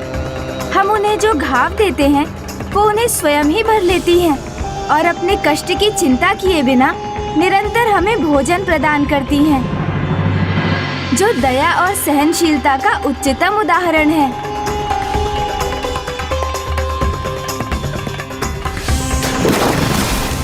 दया और सहनशीलता तो मूर्खता है।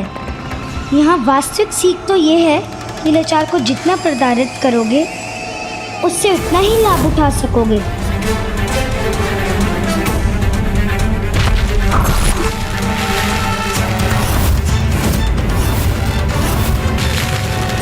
आओ मित्र, अब तुम्हारी अगली सीख के लिए हमें आगे जाना है। चले मित्र।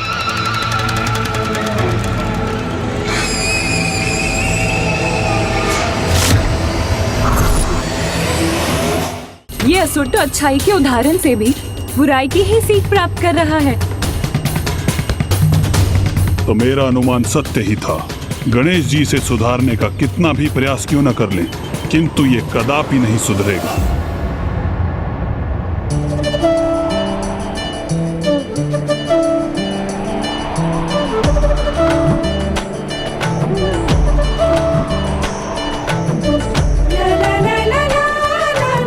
इस वायु प्रवाह का आभास करो मित्र।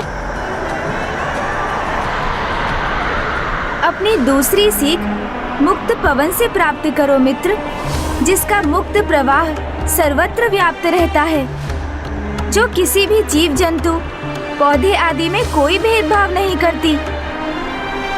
जीव छोटा हो अथवा बड़ा, समानता के भाव से सभी के जीवन को प्राणवायु प्रदान करती है। इसलिए पवन से हमें निष्पक्ष भाव से सभी की सहायता करने की सीख प्राप्त होती है।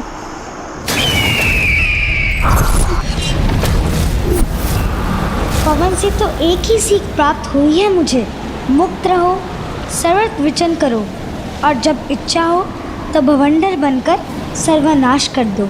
आओ मित्र।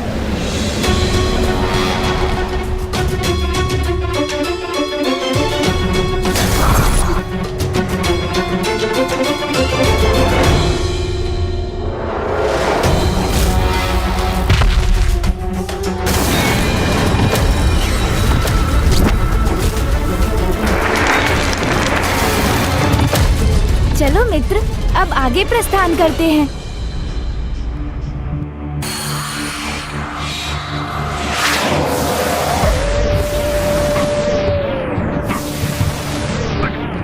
और अब अच्छाई से सर्वप्रथम महत्वपूर्ण गुण जो तुम्हें इसी आकाश से सीखना होगा।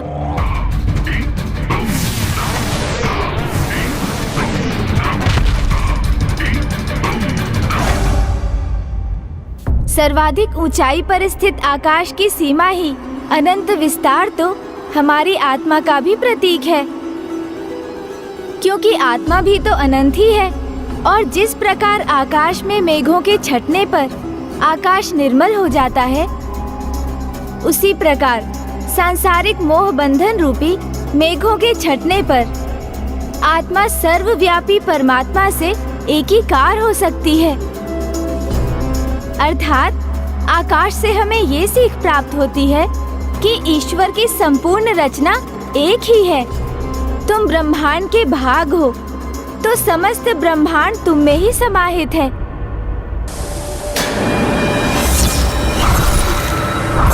आकाश के अनंत विस्तार से यही सीख प्राप्त हुई है मुझे कि समस्त सृष्टि में एक ही राजा का अनंत साम्राज्य होना चाहिए, और वो साम्राज्य मैं ही स्थापित करूंगा।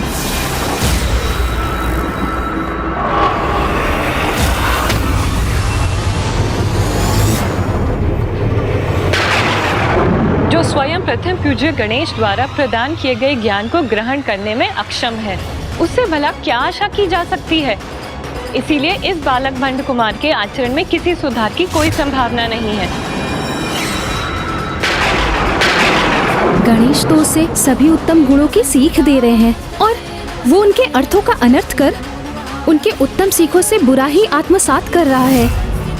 माता पराशक्ति ने सर्वथा उचित कहा था, नियति को कोई परिवर्तित नहीं कर सकता। न तो ये भंड कुमार स्वयं में कोई परिवर्तन लाएगा, और न ही सृष्टि का वो संकट टलेगा जो ये अधर्मी उत्पन्न करने जा रहा है। अब तो यही उचित होगा कि गणेश जी इसकी वास्तविकता को पहचान कर उसके अनुरूप व्यवहार करें। ये मुझे किस प्रकार के अनिष्ट का आभास हो रहा है?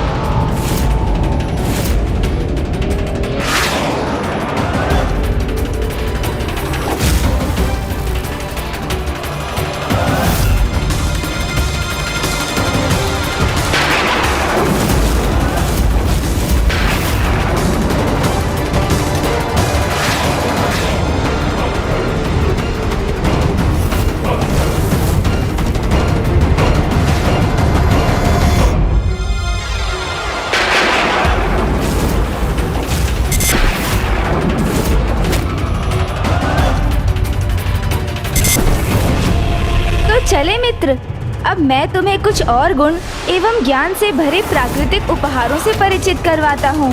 आओ।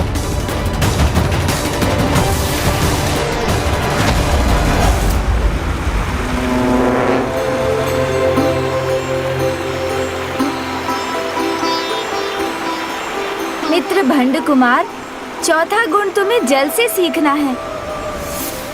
जल के समान परिस्थिति के अनुरूप स्वयं को किसी भी आकार में ढालकर अपने मार्ग की बाधाओं पर विजय पाकर निरंतर अपने लक्ष्य की ओर बढ़ना सीखो, और दूसरों की मलिनता को दूर कर उन्हें पवित्र करना भी सीखो।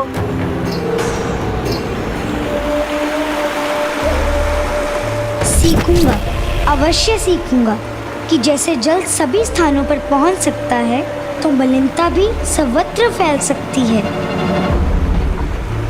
आओ मित्र।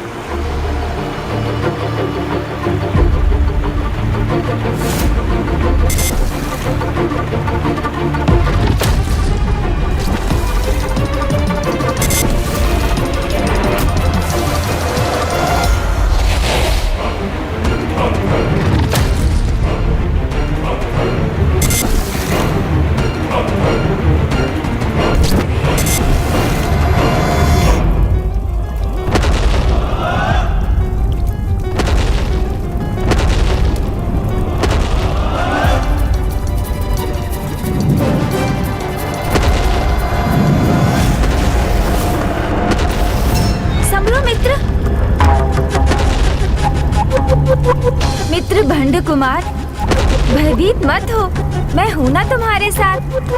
तुम्हें यहाँ अग्नि से कोई क्षति नहीं पहुँचेगी, अपितु एक महत्वपूर्ण सीख प्राप्त होगी तुम्हें। अग्नि जिसका स्पर्श करती है, उसे अपनी पावन ऊर्जा से सुधार कर पवित्र बनाती है, क्योंकि जो जल में नहीं घुलता, वायु से प्रभावित नहीं होता, उसे एकमात्र अग्नि ही अपने भीतर समाहित कर नवीन रूप प्रदान कर सकती है।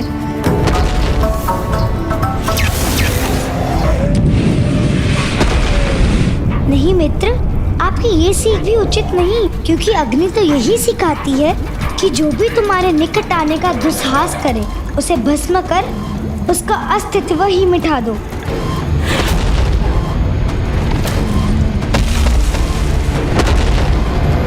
चले मित्र। चलो। मुझे आशा है कि अब तुम अच्छाई का ज्ञान प्राप्त कर अच्छाई और बुराई में भेद कर सकोगे और अपने जीवन में सदा अच्छाई का पालन करोगे। अच्छाई और हमारे महानायक? चिंता मत कीजिए मित्र, मैं आपकी सीख भली भांति समझ गया हूँ।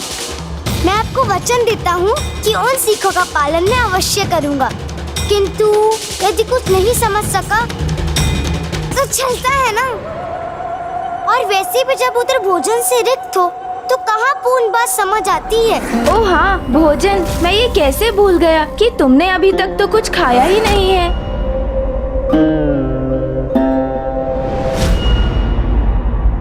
वहाँ देखो मित्र, वहाँ तुम्हारे लिए पर्याप्त आहार है।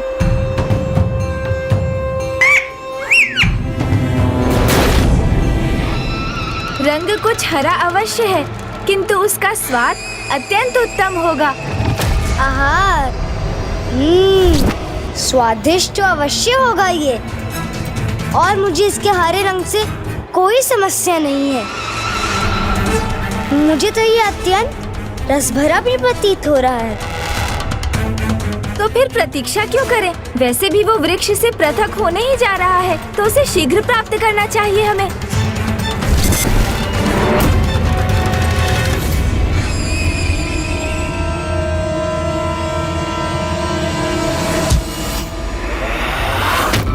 मित्र, मैंने इसे प्राप्त कर लिया। कहाँ गया ये?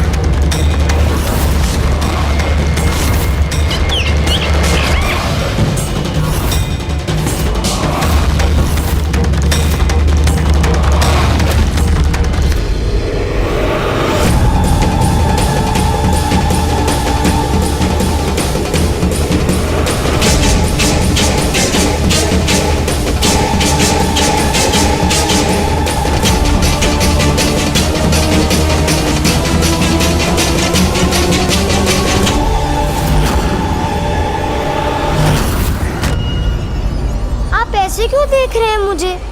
मैंने तो अपना आहार ही प्राप्त किया। तुम्हें ज्ञात भी है तुमने क्या किया है? हाँ? मेरे द्वारा दी गई सभी सीखों के विरुद्ध जाकर निर्दयता से एक निर्दोष जीव की हत्या कर उसे निगल लिया तुमने। ये क्या किया तुमने भंड कुमार? आप मुझसे क्रोधित क्यों हो रहे हैं मित्र? जैसे आपको ये हरे और लाल आम के फल भाते हैं, वैसे ही मुझे वो हरे और लाल पक्षी तो चलता है ना? नहीं, नहीं चलता है। ऐसे निर्दोष जीव की हत्या करना सर्वथा पाप है। किंतु आपने ही तो सीख दी थी कि मैं इस अनंत ब्रह्मांड का भाग हूँ, और उसी प्रकार इसमें जो भी है वो मेरा भाग है, सब एक ही है। तो यदि मैंने उस पक्षी को अपना आहार बना लिया तो क्या बुरा किया? अपने ही एक भाग का भोजन किया मैंने। वो पक्षी ब्रह्मांड का एक सजीव भाग था, उसका एक स्वतंत्र जीवन था, और ऐसे निर्दोष जीव की हत्या पाप है। तुमने अभी मुझे वचन दिया था कि तुम मात्र अच्छाई के पथ पर चलोगे, और अभी ऐसा घोर पाप करने में तुम्हें तनिक भी संकोच नहीं हुआ। ये कैसा व्यवहार है तुम्हारा भंड कुमार? किंतु इसमें क्या दोष है मेरा मित्र? आपने तो मात्र इतना ही बताया था अच्छाई क्या होती है, पाप क्या होता है, उसका ज्ञान कहाँ दिया आपने? तो फिर ध्यान से सुनो, धर्म के जो भी विरुद्ध है वो पाप है। फिर वो वचन भंग करना हो अथवा एक निर्दोष पक्षी का वध हो, और ऐसे पाप करने वाले का मित्र मैं कदापि नहीं बन सकता।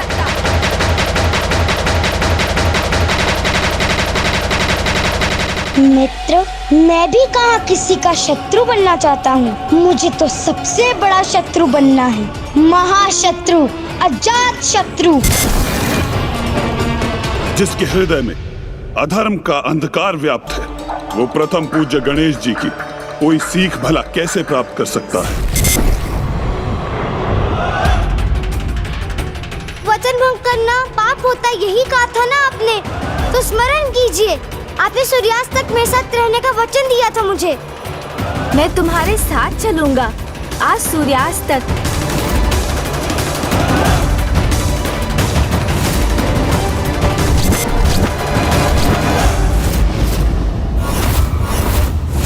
आपने सत्य ही कहा था स्वामी। ऐसा कुटिल कपटी धूर्त ना कभी हुआ था और ना ही कभी होगा। अब बहुत अज्ञानी हूँ ना मैं, इसलिए मुझसे ये पाप हो गया। किंतु आप ही बताइए, यदि आपके मित्र को सबको धीरे धीरे समझ आता है तो क्या आप उसका त्याग कर देंगे?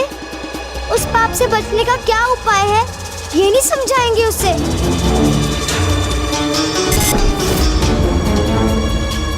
उचित है, मित्र मित्र का साथ नहीं देना चाहता तो मत रुकिए, जाइए गणेश जी। जब मैंने ये पाप किया है तो उसके परिणाम का सामना करने का उपाय भी स्वयं ही ढूंढ लूंगा मैं।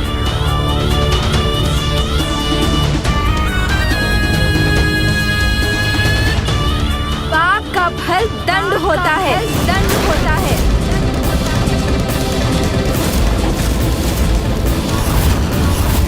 किंतु मित्र, मैं दंड नहीं पाना चाहता, तो इस पाप के दंड से कोई कैसे सुरक्षित हो सकता है? बताइए ना मित्र।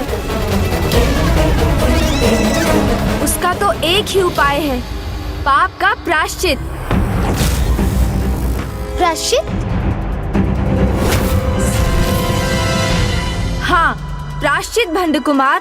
सर्वप्रथम अपने पाप को स्वीकार कर क्षमा याचना करो। ये प्रायश्चित का प्रथम चरण है।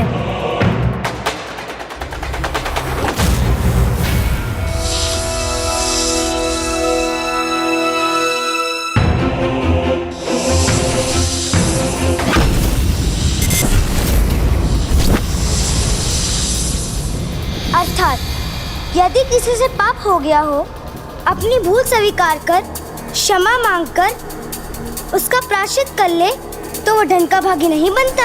हाँ, भूल स्वीकार कर क्षमा याचना करने से दंड नहीं, क्षमा दान प्राप्त होता है।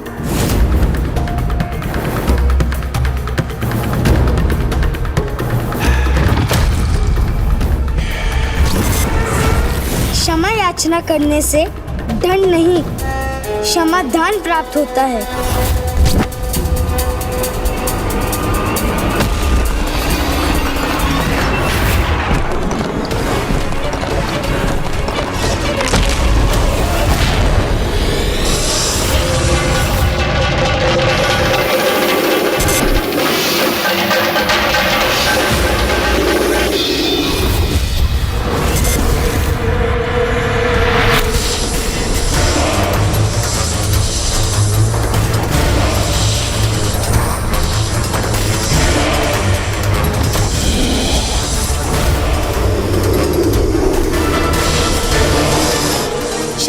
महादेव क्षमा, मुझसे भूल हुई है।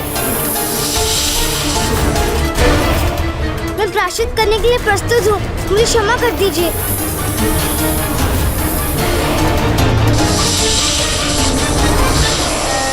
मुझे विश्वास नहीं हो रहा कि मेरी प्रत्येक सीख का अनुचित अर्थ ही निकाल लेता है।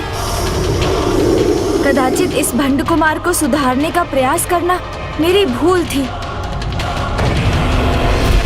मित्र, मेरी विचार से भूल मुझसे नहीं आपसे हुई है। देखिए, मैं तो क्षमा याचना कर रहा हूँ, फिर भी ये नाग मुझे क्षमा करने के लिए तैयार नहीं। ये तो क्रोध से फुफकार रहा है मुझ पर। इसकी दुष्टता की कोई सीमा भी है अथवा नहीं। अच्छा रुकिए, मैं एक बार और क्षमा याचना करता हूँ। मुझे बोध बालक से भूल होगी नागदेव, इसलिए शांत हो जाइए। मैं तो मात्र एक नहीं देखना चाहता था, जो शिक्षा मेरे मित्र गणेश जी ने दी है वो उचित है या नहीं। कृपया करके मुझे क्षमा कर दीजिए।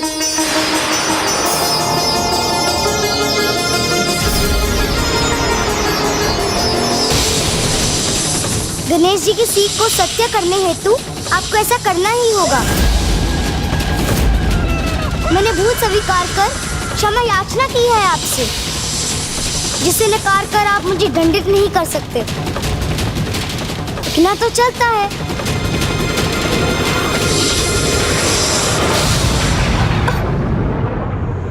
गणेश जी की सीख को सत्य करने करना ही होगा। आपको ऐसा करना ही होगा।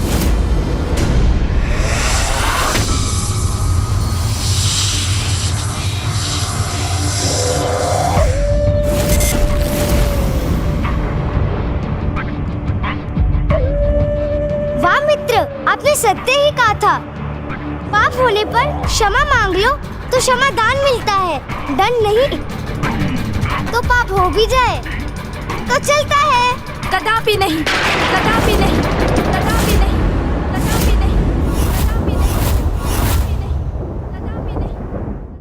अपनी इच्छा से किया गया पाप मात्र पाप नहीं, आसुरी प्रवृत्ति का परिचय देता है।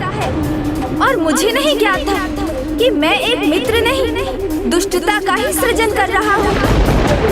मैंने तुम्हें अब तक जो भी शिक्षाएं प्रदान की, तुमने सभी का विपरीत अर्थ समझा, जो सर्वथा अनुचित है। इसलिए अब मैं प्रस्थान करता हूँ।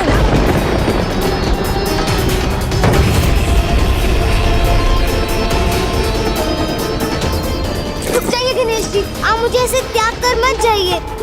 मैं वही सीख रहा हूँ जो मैं समझ पा रहा हूँ। मैं एक ही दिवस में सब कुछ कैसे सीख सकता हूँ? कुछ भूल तो चलती है ना। मित्र, आपके भी तो जीवन के आरंभ में आपसे भी तो कोई भूल हुई होगी। वस्त्र के स्थान पर पशु चर्म से अपना तन ढकते हैं। रहने के लिए कोई घर नहीं। नाम पूछो तो कहते हैं सभी नाम मेरे हैं। अब ऐसी बात करने वाले को बेरुपया नहीं तो और क्या कहूँ? और क्या कहूँ? और क्या कहूँ?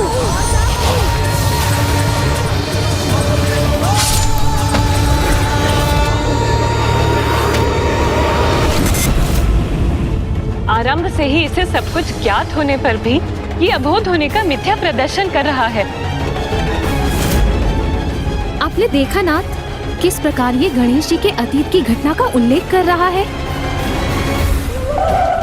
आपको तो उन भूलों के बाद भी सुधरने का अवसर प्राप्त हुआ होगा, उचित सीख प्राप्त हुई होगी।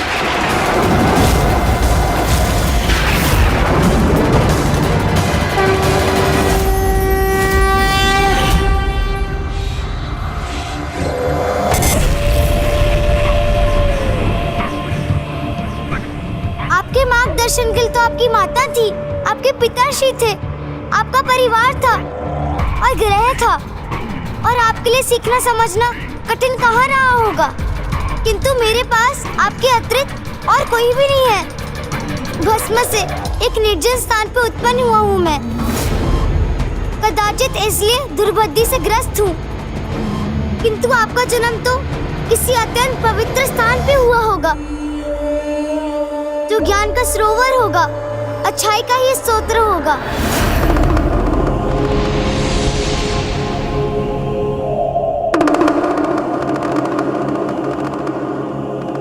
कहते हो तुम, जहाँ ज्ञान की गंगा बहती है, जो ब्रह्मांड के सभी स्थानों में सर्वाधिक पवित्र स्थान है, जहाँ मेरे पिता का निवास है, मेरा निवास है, कदाचित वहीं जाकर तुम्हें सुबुद्धि प्राप्त होगी।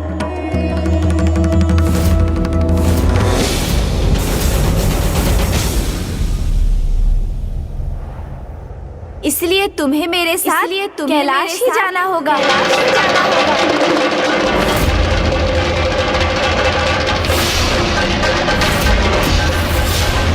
धन्यवाद मित्र, धन्यवाद।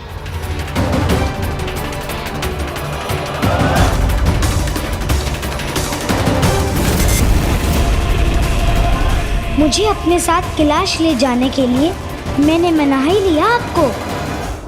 भंड कुमार का कैलाश में प्रवेश सर्वथा अनुचित है। ऐसी दुष्टता का प्रतीक कैलाश जैसे पावन स्थान में प्रवेश के योग्य नहीं।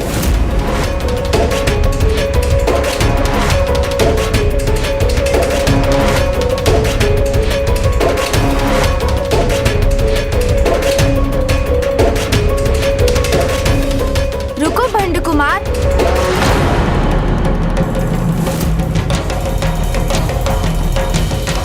मुझे क्यों रोक दिया मित्र? क्योंकि मैं तुम्हें सावधान करना चाहता हूँ कि यदि कैलाश में भी तुमसे कोई त्रुटि हुई तो मैं भी ये भूलने पर विवश हो जाऊंगा कि मैंने ही तुम्हारा सृजन कर तुमसे मित्रता स्थापित की है। फिर तुम्हारी उस त्रुटि का भीषण परिणाम तुम्हें भुगतना ही होगा और उस परिस्थिति में मैं कुछ नहीं कर सकूंगा।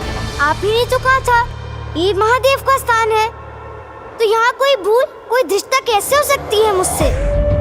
किंतु यदि छोटी से छोटी कर भी बैठूं, तो मित्र मान के क्षमा कर दीजिएगा।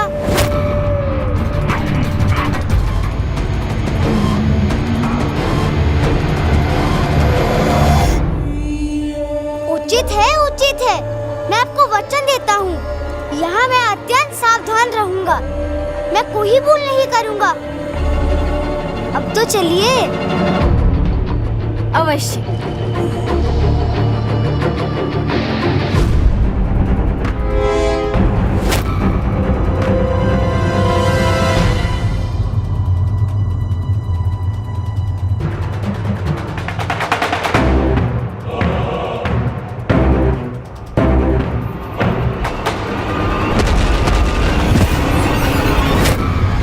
ये क्या हुआ?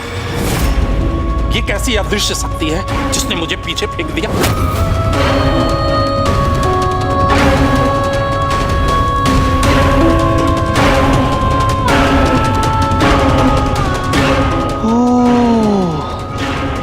हमारे असुर महानायक वहां प्रवेश करने में इसलिए सफल हुए क्योंकि वे स्वयं गणेश जी के साथ थे।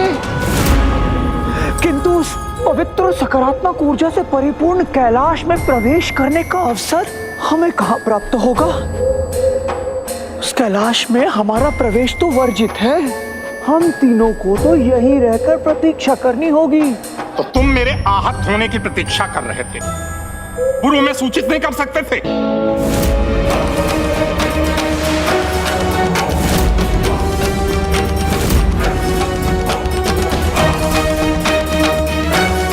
तो ये है महादेव का निवास कैलाश, और भंड कुमार होगा यहाँ का अब नवीन महादेव।